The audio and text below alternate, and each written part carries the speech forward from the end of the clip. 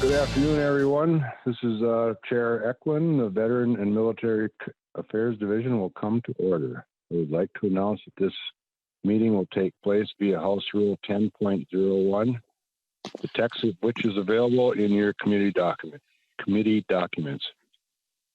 Before we get started, the clerk will take the roll to note who is present. Grace, could you take the roll, please? Chair Ecklund. Present. Representative Zhang. Present. Representative Detmer. Present. Representative Becker-Finn. Present. Representative Brand. I am here. Representative Grossel has been excused. Representative Heinrich. Here. Representative Miller. Representative Miller. Representative Purcell. Representative Purcell. He was here. Yeah, he was. I see him on the line. So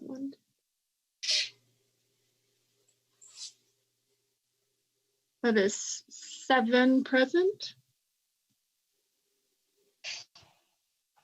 Thank you, Grace. A quorum is present. Just a couple of cleanup issues or whatever you want to call them. I am not on Zoom. You guys know that I champion all the broadband stuff that I can, and it's because my internet is lousy. So I am by phone. I believe the last time we did this by phone, I actually, Representative Detmer, I'm not sure if you were aware of this because I was only gone for about a minute and a half, but the phone call got dropped and I had trouble getting back on, but the conversation went on anyway, so it wasn't an official committee meeting. So what we'll do is if you have a question as we go forward is Owen is going to text me as you guys raise your hand on the whatever you do on the computer screen. So is that clear for everybody? All right, well, thank you. Next for consideration is approval of minutes from Tuesday, March 10th. Representative Brand, have you had a chance to review the minutes? Yes, Chair Ecklund, I've reviewed the minutes from back in March 10th, and I would like to approve those. Move to approve those minutes. Thank you, Representative Brand. Representative Brand, motion approval of minutes. We can voice vote the approval amendment, approval of minutes. So all those in favor of the adoption of the minutes from Tuesday, March 10th, say aye. Aye. Opposed, say nay. Motion prevails and the minutes are adopted. Representative, I ask each of the members to keep Representative Grossel and Commissioner Herkey's family in their thoughts as we go forward in this day. You'll hear more about both, I'm sure, as we move forward. So we'll now move to the agenda. Committee members can use the raise function on Zoom, or if you are calling in, you can raise your hand by pressing star and 9 to be put on the list to ask questions. As is customary, all committee discussion will continue to go through the chair. Questions of testifiers, legislators, or nonpartisan staff will be permitted, but only by going through the chair. We will have all testifiers address the committee before going to question from members. All right, first on the agenda is a presentation from the Minnesota Department of Military Affairs, the Adjutant General of the Minnesota National Guard, John Jensen. General Jensen, welcome to the committee. Please identify yourself for the record and proceed. Yes, Mr. Chair, this is Major General John Jensen, the Adjutant General of the Minnesota National Guard and the Commissioner of the Department of Military Affairs. Mr. Chair, can you hear me okay? I can hear you just fine, General. Welcome to the committee. Thank you. Very good. Thank you, sir. And thanks to you and to the members of the committee for the invitation to come and speak to you this afternoon as it relates to the Minnesota National Guard and our support of the state's COVID-19 response, as well as our recent flood response up in Marshall County and in Oslo, Minnesota. I know we provided a document to you, Mr. Chair, and the committee yesterday. I'll just hit some highlights of that. And I will not read the letter, but I'll hit highlights of that, and then obviously make myself available for any questions at the end, Mr. Chair. So currently today, 137 members of the Minnesota National Guard are in direct support of the state's COVID-19 response. 11 of these soldiers and airmen are on state active duty in accordance with the governor's peacetime emergency declaration. 121 of our responders are on a federally funded state controlled status, Title 32. And then we have 5 individuals that are in either a federal or state civilian status in response. So again, a total of 137. And over the course of the last month, we've gone as high as 156, but we've been operating at about the 130 to 140 mark for the last couple of weeks. Current missions in support of the state's response is direct support with planners to the Minnesota Department of Military Health and their alternate care facility operational planning team. We are at the Department of Health's PPE warehouse with logistics support and warehouse workers. We've provided information technology support to Homeland Security Emergency Management. We have 3 guardsmen up at Camp Ripley performing biomedical equipment support to the entire Army National Guard. Each state has a certain number of ventilators in their Army formation. So we have 3 individuals right now that are up at Camp Ripley as part of the National Guard Bureau's medical warehouse, medical logistics warehouse. They're up performing services on these ventilators. We have 3 liaison officers that are permanently assigned to the State Emergency Operations Center during this time. We have logistics planners in support of the HSCM and Department of Health logistics team. And we have contracting specialists supporting the Department of Health in their procurement of PPE. We are also right now in the planning stages of delivering military cots to the Department of Corrections to their Willow River facility. And I'll talk a little bit more about that in just a little bit.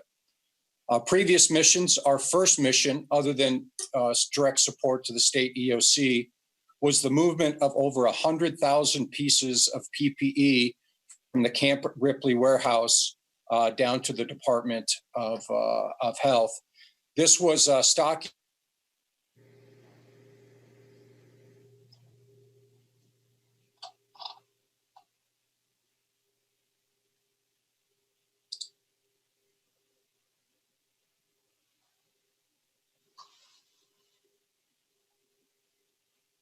The general's frozen. Yeah, I hear that. Owen, this is the chair. Is there something we can do to clear that up? I will message him right now. Thank you.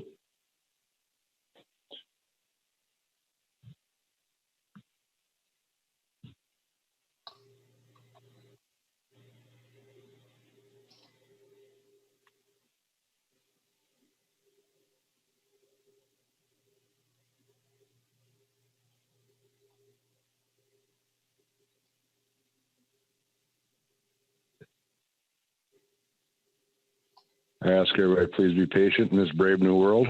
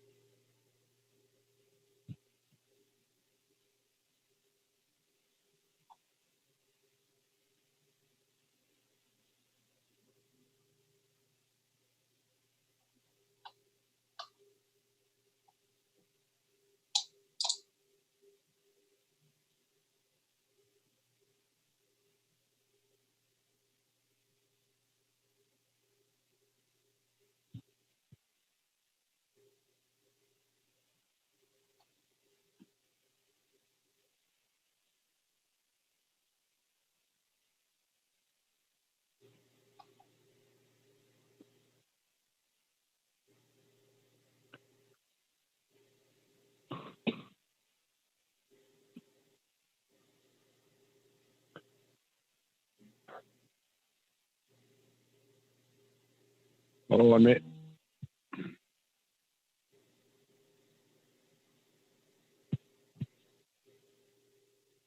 Chair, members of the Veterans Division, I think we'll try to move to the MDVA for their presentation. Like I said, our thoughts are with Commissioner Herkey earlier, and so I believe it's Doug, Mr. Douglas Hughes. Are you ready to testify?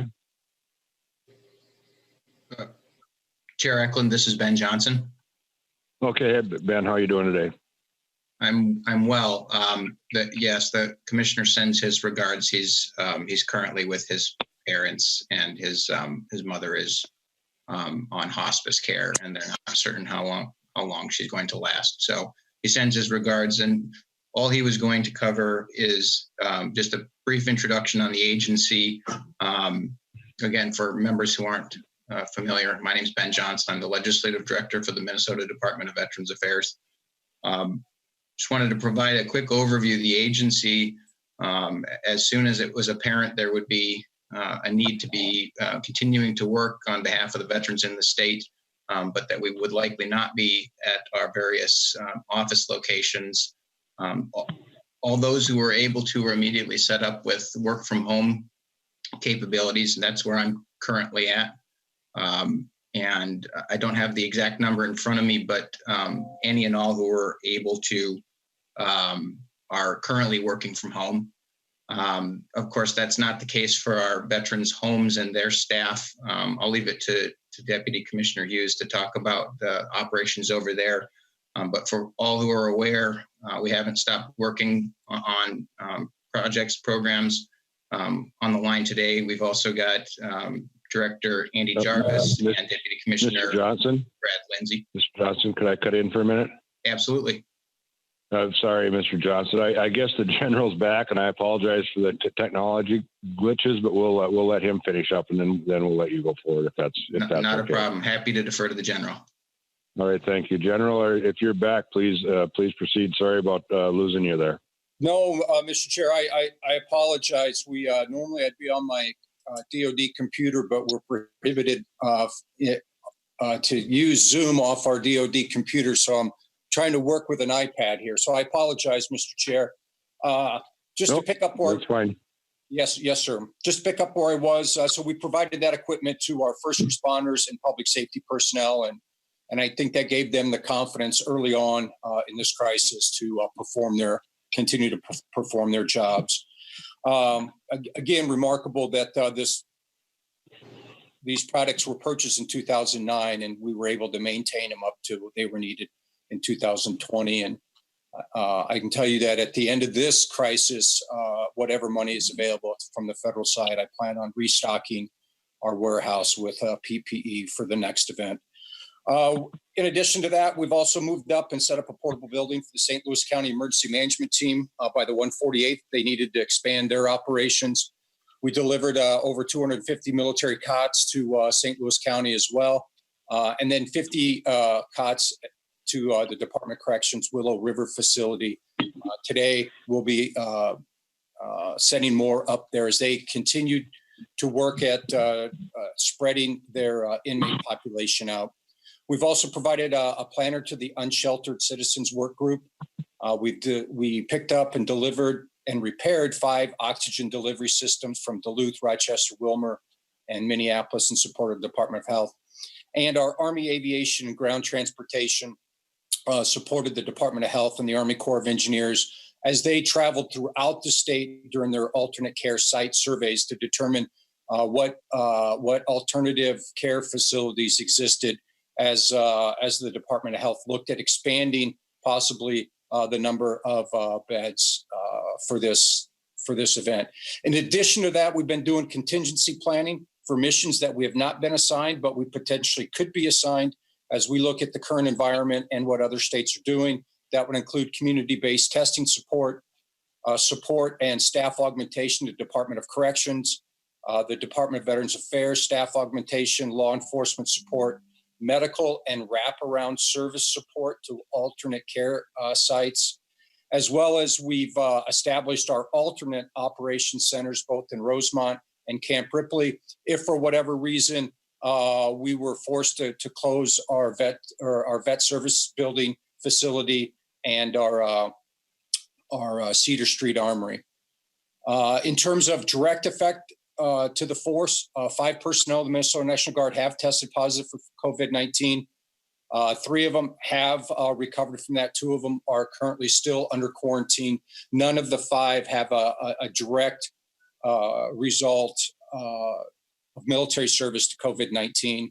We have 21 other personnel currently quarantined because they've either, because of possible exposure, we have 2 that are currently awaiting test, and 214 members at one point over the last 6 weeks have had to go into quarantine or self-isolation due to foreign travel or other contact with COVID-19. In addition to all of that, we continue to support our national security strategy. We are preparing 750 soldiers of 2-135 Infantry for their June mobilization and their ultimate deployment to the Horn of Africa this summer. We continue to prepare over 3,500 soldiers of the 1st Armored Brigade Combat Team for their movement to the National Training Center in July, and their National Training Center rotation and further and later mobilization and deployment to Southwest Asia in late 2020. We currently still support and are tracking the movements of our over 670 soldiers and families of our 34th Aviation Brigade as they continue to their deployment in Southwest Asia. And we also have 5 service members of the 1904th Contracting Team, which has actually been extended in theater. They were extended 30 days due to the Secretary of Defense's no movement order. We are looking for them to return back to the United States in early May, perform a 2-week quarantine, and then travel back home after that. In addition to that, we continue to drill, but in a new environment, in a new way. Early in March, we developed a distributed training model for our soldiers and airmen so they could continue to drill, but drill from the safety of their home or other locations. This model was later adapted throughout the entire National Guard. It was actually called the Minnesota model. And really what our rationale and our motivation was twofold. Number one, to stay connected to our soldiers and airmen during this time. It's very critical, especially in the event that we need to activate guardsmen in support of the state response. We needed to make sure that we could continue to stay in contact with them. Second of all, as I just laid out, we have units that have either major training events leading to their mobilization or an actual mobilization coming very shortly. So we need to stay in contact with them and in communication. But also I wanted to continue to provide our soldiers and airmen with their monthly drill check. And that in many cases, for some of our guardsmen, this very well might be the difference between making a car payment or making their rent payment or being able to buy food. So I wanted to make sure that we continued to do that in all cases. We've just kind of completed the second round of that, and we'll continue to do that monthly distributive drill in support of our soldiers, our airmen, and their units until we're given the all clear to return back to normal training. And then finally, as it relates to the Red River flood response to Marshall County and Oslo, Minnesota, mission began April 6th. We just recently concluded that on April 17th with 17 soldiers. Primarily, our missions were as Highway 1, which is the east-west highway into Oslo, was closed by the Department of Transportation. We conducted levee patrol, mail delivery, and movement of citizens in and out of Oslo with our high water vehicles. And so that's a quick synopsis of what we've done in relation to COVID-19 response and to the Marshall County, Oslo, Minnesota Red River flood response. So, Mr. Chair, at this time, I've completed my testimony. I appreciate, again, this opportunity, and I stand for any questions from you or the committee. Thank you. Thank you, General Jensen. I appreciate the update. Representative Detmer, you have a question for the General?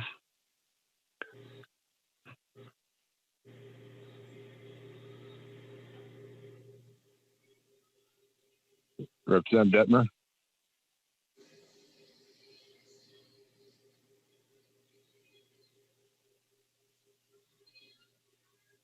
Okay, I got myself unmuted. Yes, thank you, Chair. Okay, And then please General, proceed. General, with your deployments, your deployments coming up, what kind of changes do you have to do in your policies and how you prepare your troops because of the COVID-19? I know you're going down to Africa. What are some of the changes or training that you might have to go through? General Jensen. Yes, Mr. Chair and Representative, thank you very much for that question.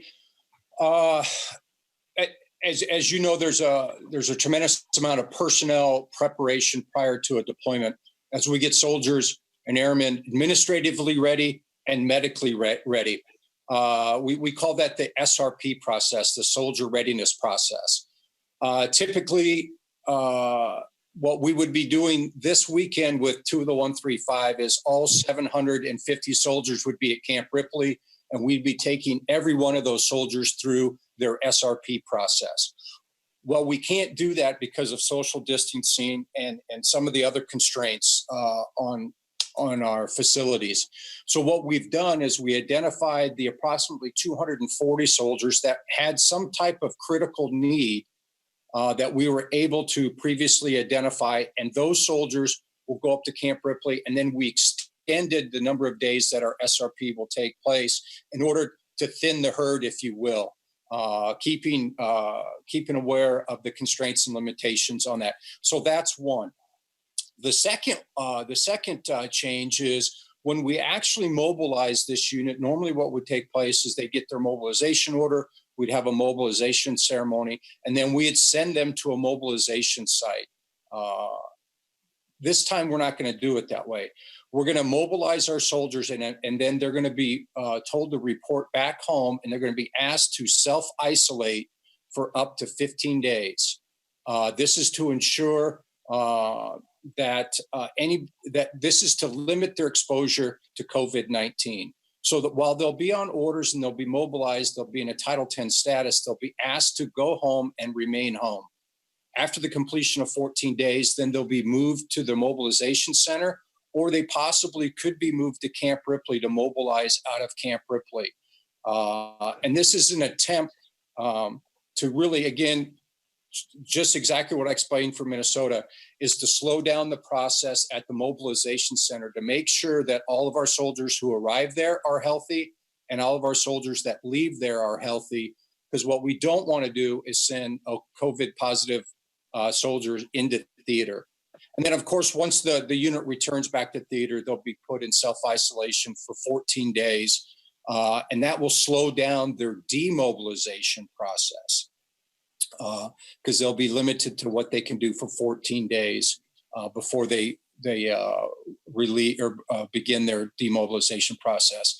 So once we get them to the mob station and they're certified to be healthy, they'll go through their normal training period, is what they'll do. Same task, same duration. It'll just be a little bit slower to get there. And then once they come back from theater, it'll be slower for them to return. But once they get back to Minnesota, they should be able to immediately rejoin their families, rejoin their employer, and get back to life as normal. Thank you, General. Representative Detmer. Well, thank you, Mr. Chair and General. I know it's this COVID-19 has put a lot of different issues when planning your mission and so forth. And I think you've got a good plan ahead of you, and I'm sure that you've got some good people serving under you that will make things happen the right way. So just thank you. Thank you.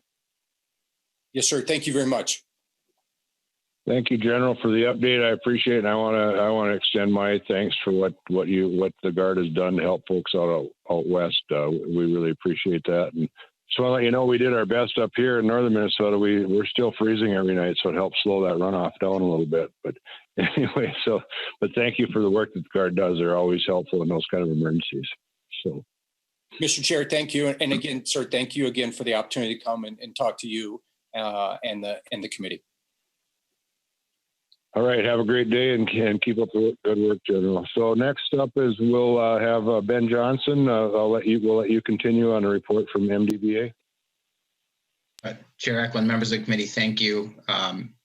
Again, I appreciate the time today. talk a little bit about the agency's done, and then I'll turn it over to Deputy Commissioner Doug Hughes, who really has a pretty fantastic report on the efforts of our staff at the 5 veterans homes. So briefly, programs and services and central offices staff, we've got 75 out of 77 programs and services staff who are teleworking, and all 56 of our central office staff are teleworking. Got about 1,250 healthcare staff who cannot work remotely because of the need for them to continue to be at the 5 veterans homes. The biggest update for us at this point was the swift response of the legislature to pass COVID-19 disaster relief grants funding for us. Just a quick update there. And if you have specific questions, as I mentioned earlier, got Director Jarvis and Deputy Commissioner Lindsay on this call as well. They can provide specifics, but for at this point, we have already received 3,300 applications for disaster relief funds. They've validated 850 and approved already 137. They've gone back and asked for additional information for 135 of those. And so the funding is flowing. We're working with MMB to make sure that the checks are going out the door so we can get these funds into the hands of veterans and their families across the state. We've also spent a lot of time and money on doing updates to make sure that folks all across the state are aware that this is available. Radio ads running through this coming Sunday. We've got digital display ads running. They'll run through this Thursday. And we are collaborating extensively with the Minnesota Association of County Veteran Service Officers to make sure that they can help veterans process these claims. Now, the disaster relief claims, the website is on our website. There's a link to a self-application process whereby veterans submit their own information. But I do want to, at this point, before I turn it over to Deputy Hughes, say again to the members of this committee and in particular some of the leadership over there, Chair Ecklund, Chair Detmer, thank you very much for your leadership in helping get this done. It really has had a significant impact across the state. So I'm happy to stand for any questions about central office programs and services. Again, we've got the subject matter experts on the line if you have something I can't handle. Chair Ecklund, any questions I'm happy to answer. Yeah, we'll hold off on questions right now, Mr. Johnson, till the end, I think. So if the Deputy Commissioner has a brief report, we could take that now. Thank you, sir.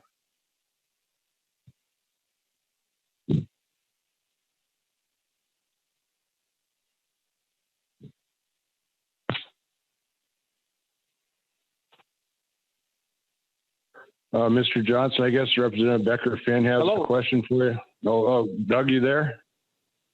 Yes, sir, but I can wait for the question. No, we'll wait till questions at the end. We're just filling time here. So go ahead with your brief report, and then we'll take questions after you're done. Thanks, Doug. Or Mr. Hughes. Thank you, Chair Ecklund. Members, I can tell you that the Minnesota Department of Veterans Affairs, the homes piece, as well as the entire agency, but particularly the homes piece, we've been working pretty much around the clock since this began. And I can tell you that I'm really proud of our staff. As you probably know, there's been some long-term care facilities, some assisted living facilities, those sort of things, where they're having trouble with staffing. So far right now, we haven't, but I just want to say that right off the bat that I'm really proud of our staff. So of the 5 veterans homes, Minneapolis, Hastings, Laverne, Fergus Falls, and Silver Bay, we have had exposure to COVID in Minneapolis.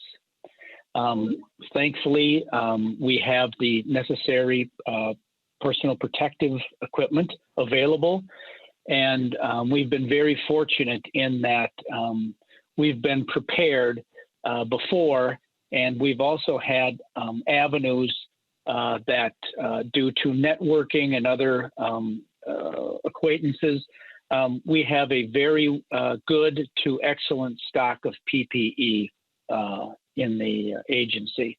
Where we do have shortages, we have cross-loaded. We have a pharmacy vehicle that comes from our pharmacy in Minneapolis, and anything that's needed in from a facility to a facility, that courier service delivers those PPE or whatever type of other material is needed. So we've been very fortunate in having that at our disposal. As a matter of fact, from the 9/11 money, some of the homes did make some purchases. And in Fergus Falls, we have actually some of the PAPRs, which are the power air purified respirators. Those entire kits in Fergus Falls, we've not had to use them yet. But as I mentioned before, we are well up on our PPE.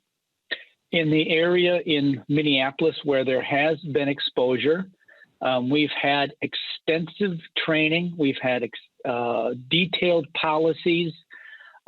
We went into action within an hour after knowing that we've had exposure, and all senior leadership was at the facility to ensure that all staff had the proper PPE. Right now we have dedicated staff that go to that area. I went into the first resident that was positive. I put on the PPE, the same PPE that the staff use. I felt confident. I assisted in a care with the resident, and I feel confident in the PPE that we have.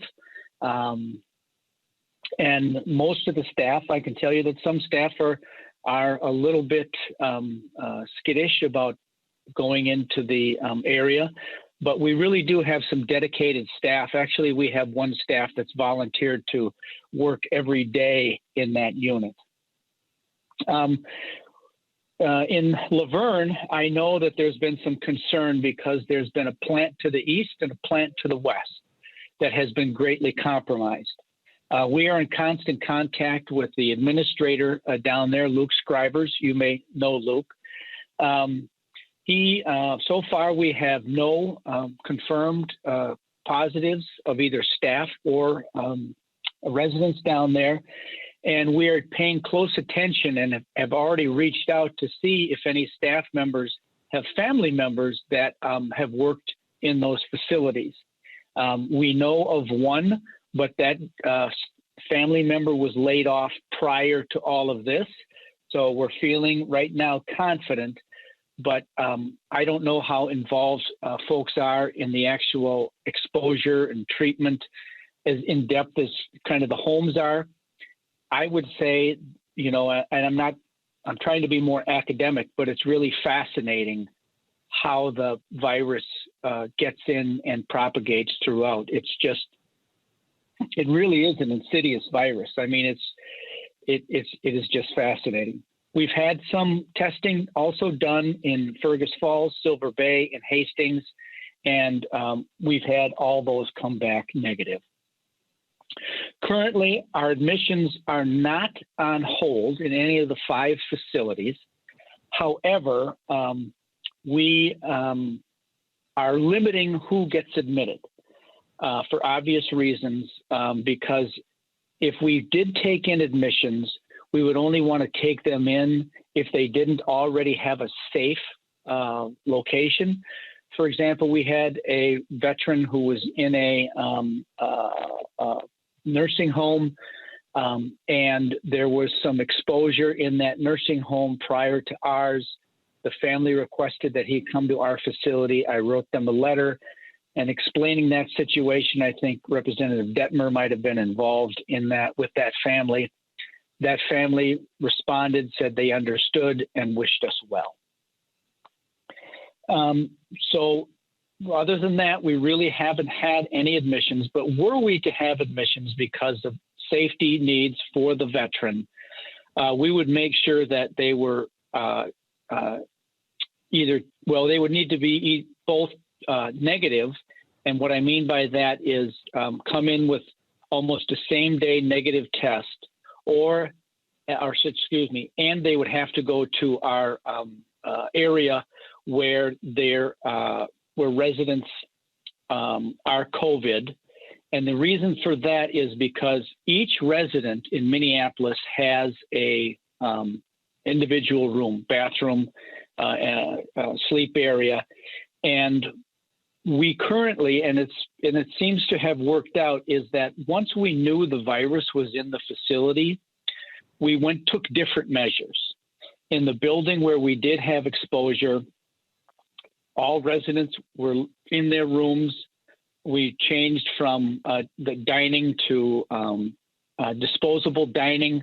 We tried to limit staff that floated in and out there. We're not 100% successful, but we're almost there right now where no one's floating in and floating out. We've also had some, I may have seen this, because of this isolation, we're concerned about deconditioning, and we're also concerned about socialization. We've bought a number of iPads for the facilities, and our staff are working on being able to communicate between the resident and the family. And we keep track of every day on how many of those calls that we have. And they've been out on social media, and we've done some other examples of making sure that residents aren't isolated, making sure that they're getting some activities. And so that as a result of being in this type of a situation, we don't make the situation worse in another way. We have to make sure that we maintain that balance between safety and being able to provide them with those needs and able to enjoy their lives. In each facility, we have designated a isolation unit, and whenever that person is suspected, or depending on the location, we will make sure that that room is in isolation. We put the PPE on the outside. Those staff are trained, and they go in and they go out, doffing and donning in the correct manner. Currently, right now, we have staff.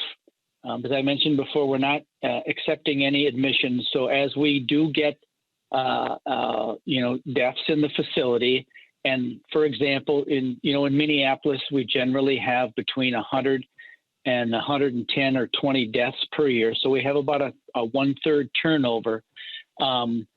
That in a way is somewhat assisting us in that as those numbers go down, we do have staff that's able to assist, even though unfortunately we've had to make a lot of accommodations.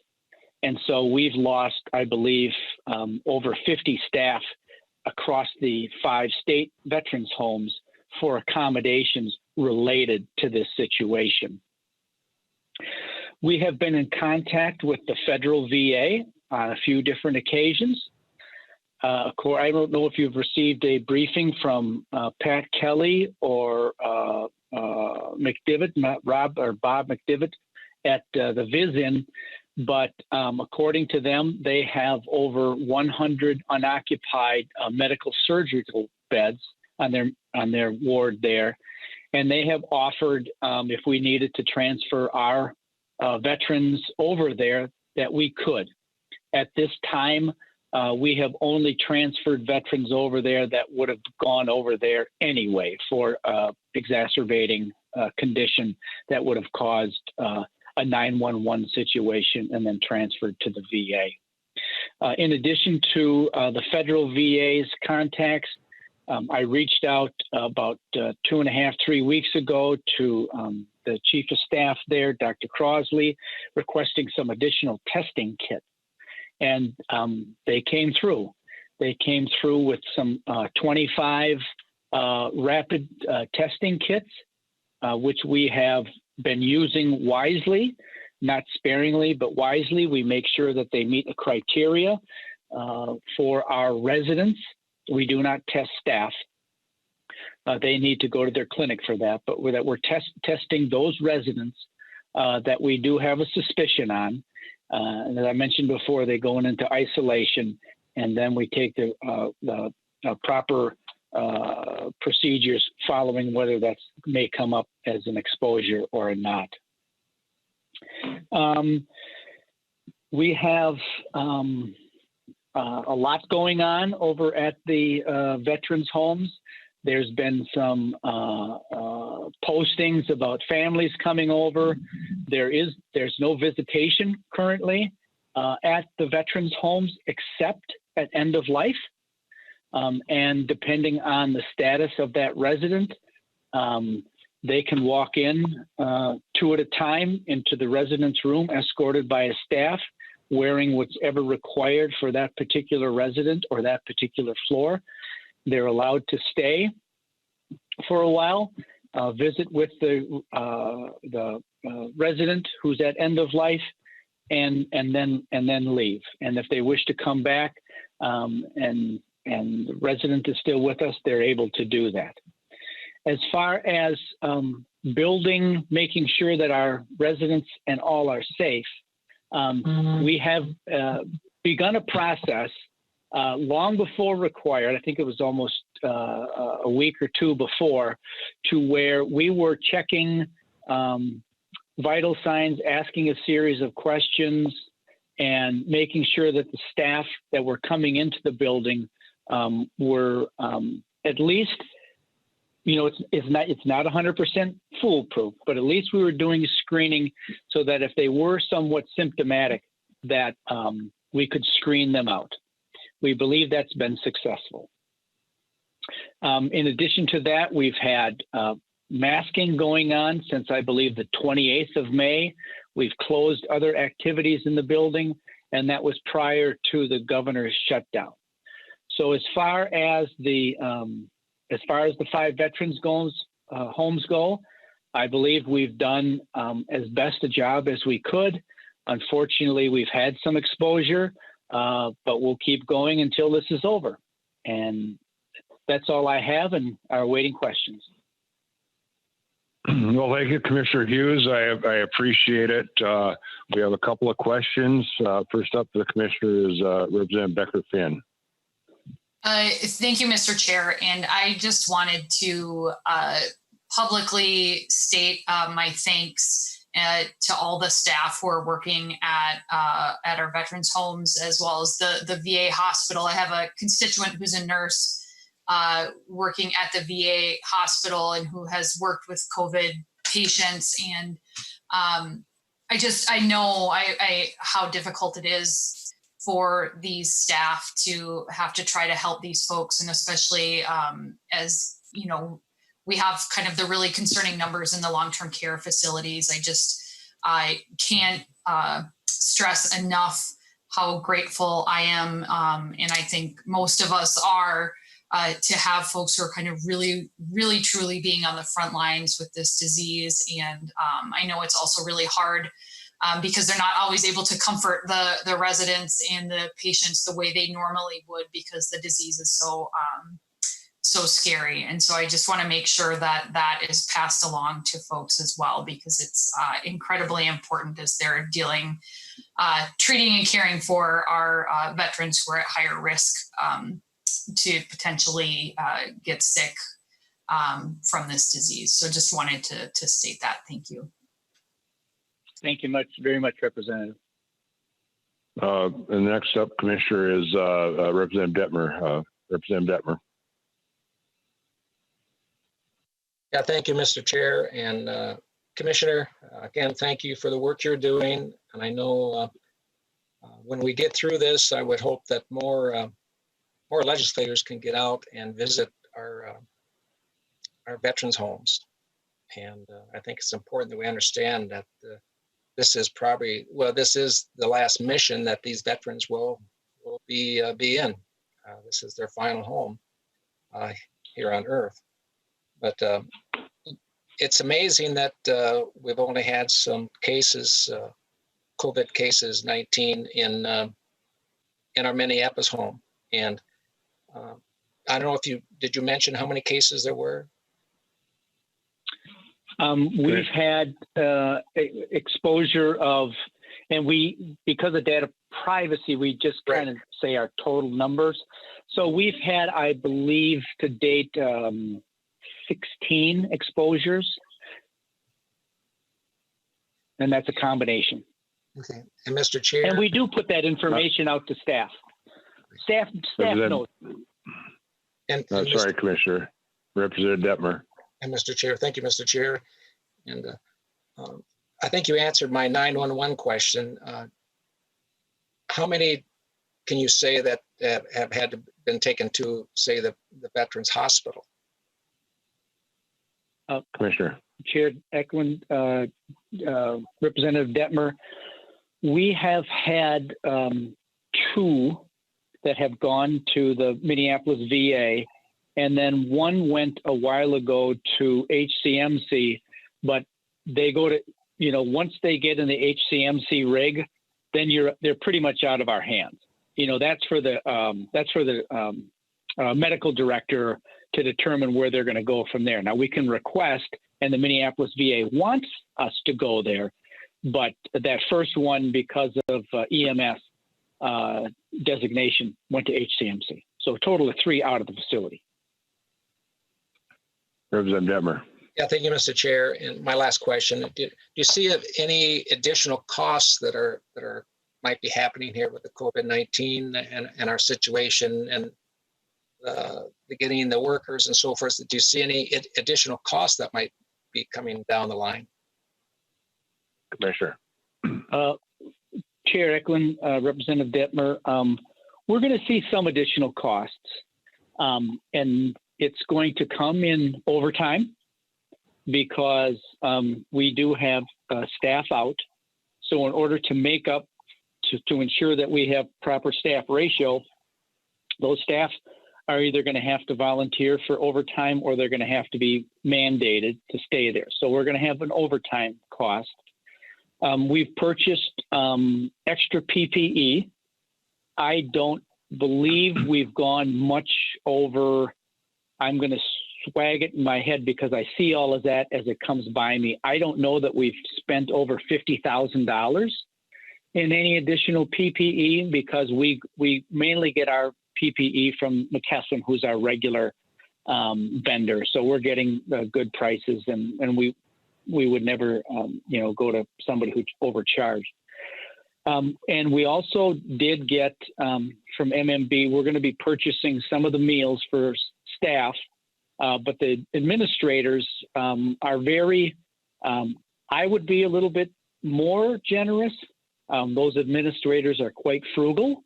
So they're going to probably provide staff with about 2 meals a week. And that's going to consist of whether it's, local.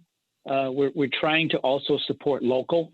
So if we go to, let's just say, the Pizza Ranch in Laverne, then we'll get some meals from the Pizza Ranch and provide that 1 day or 2 days a week for staff. And that would be our only other cost. Thank you, Chair. Detmer. Thank you, Mr. Chair.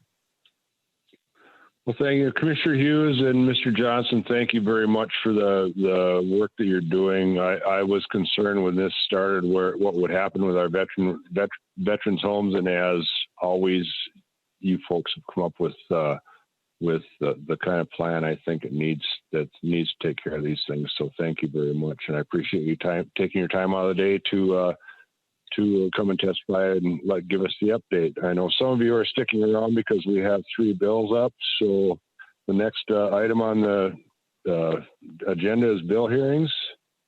First bill up is House File 4222, Representative Edelson, dental services provision for veterans home residents authorized. The chair moves that House File 4222 be referred to the General Register. Representative Edelson, please proceed with your presentation. Thank you, Chair. And I just want to say this is my first time joining this committee, the Veterans Committee. And so while I can't share treats, I have a picture of one. And Chair, you can't see it, but it is a custard with blueberries on it, which was my grandfather's favorite dessert, and he served in World War II. So Thank you for having me. House Bill 4222 would give the Minnesota Department of Veterans Affairs explicit statutory authority to provide appropriate dental services for veteran home residents. And this is a department's bill, and I think the testifier, Benjamin Johnson, can give a little bit more details. Mr. Johnson, welcome back to the committee. Please state your name for the record and proceed. Chair Ecklund, members of the committee, my name is Ben Johnson. I'm the Legislative Director for the State Department of Veterans Affairs. Thank you, Representative Edelson, for being willing to carry this bill for us. This bill is a relatively straightforward bill. Currently, MDVA does not have explicit statutory authority to provide direct dental care. It is something that we have made available to our residents, but it can be challenging to secure geriatric dentistry. So we recognized this, and a couple of years ago, our leadership team, you just heard from Deputy Commissioner Hughes. Simone Hogan is our healthcare senior director for healthcare. She worked tirelessly to secure some support for the construction of an on-site dental clinic, and in response to an OLA audit who said we would need specific statutory authority to provide dental services on-site rather than simply making it available and contracting off-site or having mobile dentistry. The Minneapolis home in 2018 constructed a dental clinic. Now, some of you might have seen it. So we currently provide initial and annual dental care on-site. It's a better process for our veterans. And so this bill simply provides explicit authority to make that provision of care rather than having it be something that is covered through the quote unquote make available process. Happy to stand for questions, but it's a relatively straightforward bill. Thank you, Mr. Johnson. Is there any committee questions?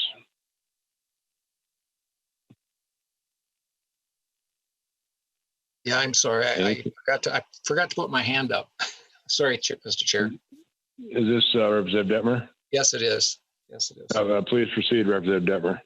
Yeah, and Mr. Johnson, is there any additional costs for this bill?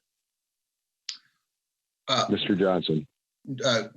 Chair Ecklund, Representative Detmer. No, at this time, the services are being provided through the operational budgets through the agency's operational budgets. It's a continuation of the kind of provision of care that we've already done. I do know that if a veteran wanted more services than their annual dental exam, there's an opportunity then where we could seek private pay or billing their insurance because we are not their insurance provider. But the inclusion of this new language would then make it easier for us to develop processes to bill outside insurance. So there wouldn't be a significant increase in costs. We did take the opportunity to hire a couple of staff for this operation. Providing dental care isn't something that we've done in the past, but again, that's part of our operations anyway. So we don't anticipate increased costs. And actually, the construction of the fixed dental clinic was through partnerships. You might be familiar with V4V. DAV and Delta Dental all contributed to the cost of construction. So it really has been some great partners in the community to help offset any additional costs. Representative Detmer. Yeah, Mr. Chair, just one follow-up. I was able to visit the dental clinic at the Minneapolis Veterans Home, and I think the department is looking at ways to maybe in the future expand clinics like that in some of the other homes. What steps have you taken already to maybe look at that issue? I know this goes beyond this bill, but what are you looking at in the future? Chair Ecklund, Representative Johnson, for the question. At this point, we are evaluating basically the business processes of operating a fixed dental clinic. We would certainly like to expand it. We think that it provides great care to the residents, and it's something that we are considering, but it's my understanding we haven't taken active steps to expand fixed clinics. It's something we're evaluating, and we want to make sure that the the finances, the operations are going smoothly at Minneapolis, so we have a good template for how to expand to the other homes. Really, I guess Minneapolis, as has been typical in the past, is the model, and we're looking to see how it works. I know that we do have Deputy Hughes is still on the line, so if he wants to add anything, he's welcome to. But at this point, we haven't taken active steps for a fixed clinic at the other sites. We have continued to provide the remote services. Representative Detman. That is correct. I saw the thumbs up, so we're good.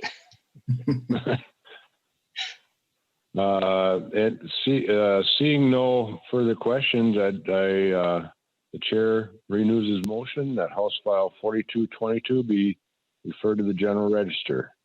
Before the clerk takes the roll, I would like to ask all members to unmute themselves so we can go through this a little bit quicker. So with that, the clerk will take a roll. Thank you, Grace.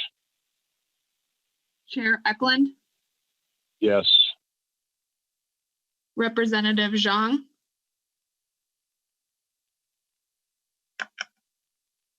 Representative Zhang, Representative Detmer, Yes.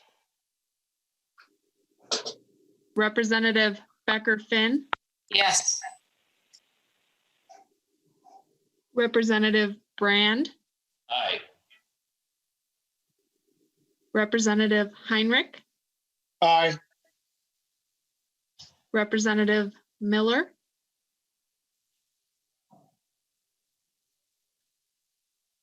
Representative Miller, Representative Purcell, Aye. Representative Zhang, Aye. Representative Miller, Yes. Yes. got it. Did you get me? Yes, Okay. with 8 ayes and 0 nays. There being 8 ayes and 0 nays, the motion prevails and the bill is referred to the General Register. Thank you, Representative Edelson. Thank you, committee. Next up on the agenda is House File 4223, Representative Lippert, Veterans Adult Daycare Programs established by the Commissioner of Veterans Affairs authorized. The chair moves, Veterans Affairs authorized, excuse me.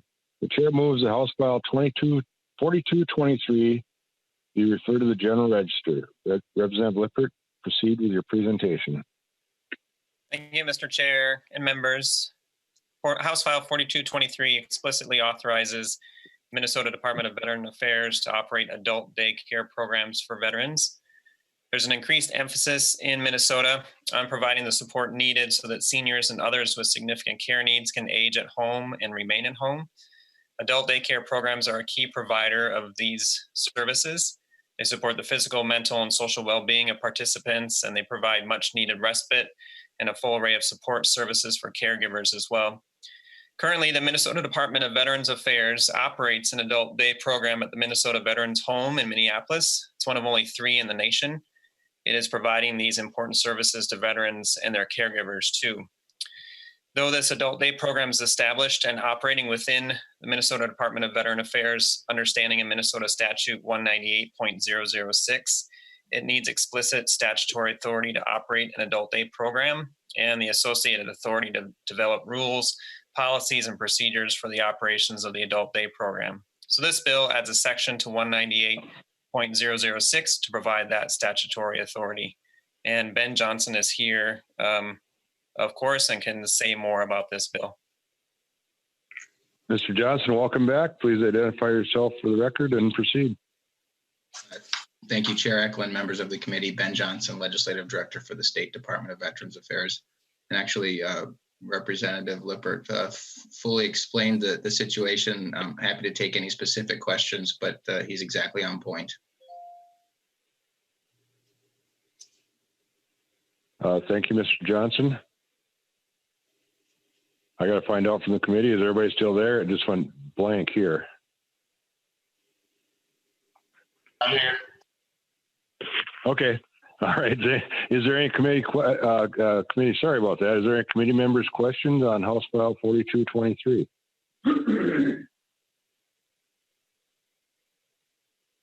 Yes, this is Representative Detmer. Representative Detmer, we just got to watch, we just got to be advised of the lag time here. So Representative Detmer, go ahead with your question. At least we're not speaking from outer space here, but if we feel like it's. It seems like it. Go ahead, Representative Detmer. Mr. Johns, like my other question, is there any additional costs here? Is this something that's going to be in-house? What are we talking about budget-wise? Chair Ecklund? Go ahead, Mr. Johnson. Thank you. So currently the Adult Day program at Minneapolis receives a majority of their funding through the federal VA per diem program. And so it's our understanding that we have the opportunity to develop alternative institutional or non-institutional care programs that's within the existing statute for our veterans' homes.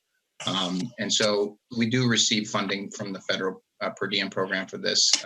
What it would allow us to do is establish the policies and procedures, as Representative Lippert pointed out, and would be consistent with our current administrative rules and allow us to set up potential private pay fees. And so my team has reminded me that an example of a potential fee that we could collect would be something additional, like a veteran receiving a bath as a part of their programming from the staff at the Adult Day, which is something that's pretty typical for Adult Day options. But at this point, again, with the Office of the Legislative Auditor report, it pointed to an inconsistency in setting fees or even the ability to set them. So we don't see a significant increase in cost, but as with the dental program that was previously considered, we're looking at this as a continued example of how we can best serve veterans in the communities, not specifically residents of the Minneapolis home, but residents of the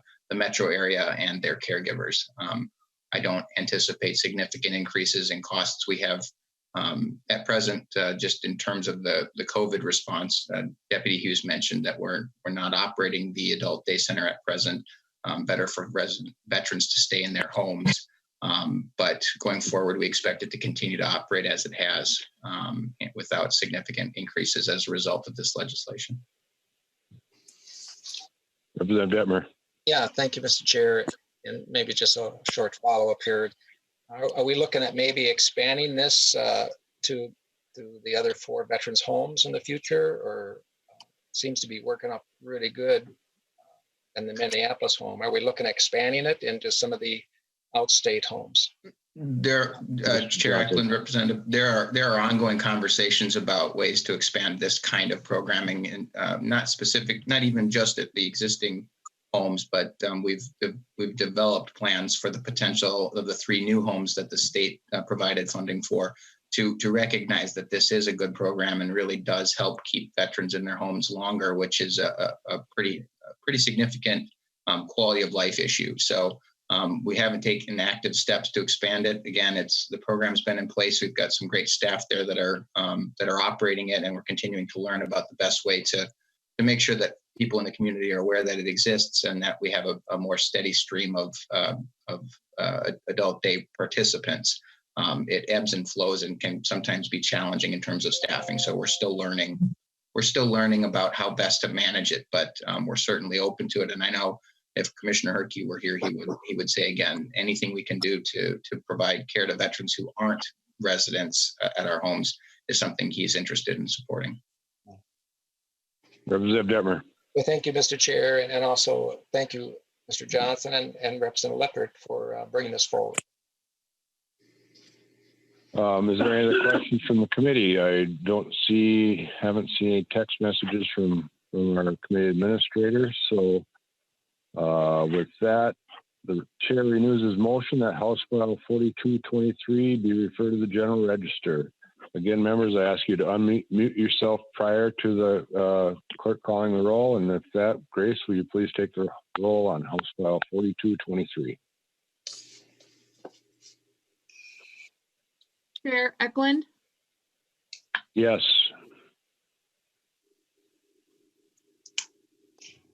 Representative Zhang, Yes. Representative Detmer, Yes.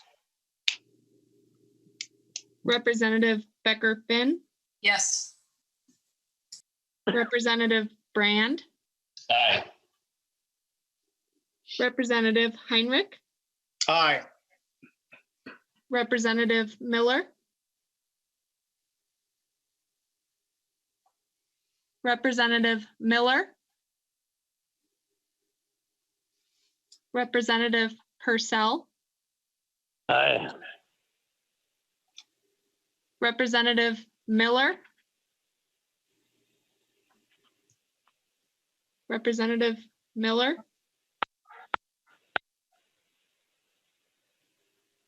that's 7 ayes, 0 nays. One Being no answer. 7 ayes and 0 nays, 0 nays, the motion prevails and the bill is referred to the General Register. Thank you, Representative Lippert. Thank you, Chair Ecklund and members. All right, members, next up on the bill, normally if we were in normal committee, I'd turn it over to Vice Chair Zhang, but him and I talked this over. So the next one up is 4221, GI Bill technical changes. And I'm just going to move this as the chair. The chair moves the House File 4221 to refer to the General Register. And there's a DE3 amendment. And this is an author's technical amendment to get the bill in the proper shape. The chair will also move the DE3 amendment at this time. Any questions from the members? The clerk will take the roll on the DE3 amendment. Chair Ecklund, Yes. Representative Zhang, Yes. Representative Detmer, Yes. Representative Becker Finn, Yes. Representative Brand, Aye. Representative Heinrich, Aye. Representative Miller, Representative Miller, Representative Purcell, Aye. Representative Miller, Representative Miller. That's 7 ayes, 0 nays, and 1 no answer. 7 ayes and 0 nays and 1 no answer. The D amendment moves forward. And with that, I will have Dale, and Dale, if I butcher your name, I apologize, Bellafuel from the Minnesota Department of Veterans Affairs to testify for the needs of this bill. Thank you, Mr. Chair and members. My name is Dave Belfi. I'm the Director of Education and Employment for the State Department of Veterans Affairs, and I oversee the Minnesota GI Bill program. For those of you who understand or have understand kind of the history of the Minnesota GI Bill program, it essentially started with individuals in higher education. We've moved some years later to add on-the-job training and apprenticeship. And from there, we added licensing and certification as eligible areas of use for our state GI Bill. While we continue to expand the program, some of the language became a little bit ambiguous within the actual final state statute. So this bill essentially just cleans up the language, removes any of those ambiguities. It's not an expansion of the program, nor does it narrow the scope of the program. So the same individuals would be eligible as prior to this actual bill. So essentially a cleanup of the language and making a little bit more straightforward. And with that, Mr. Chair, I for questions.